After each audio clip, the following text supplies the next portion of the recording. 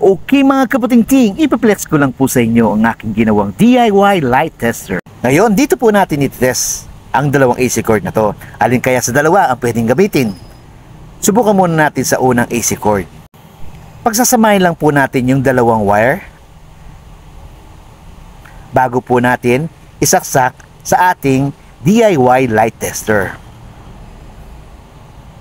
Hindi po umilaw ang ating light indicator. Ibig sabihin, hindi po pwede yan. Hindi po pwedeng gamitin yan mga puting-ting. Ngayon, subukan naman po natin sa pangalawang AC cord. Pagsamahin din po natin yung dalawang dulo.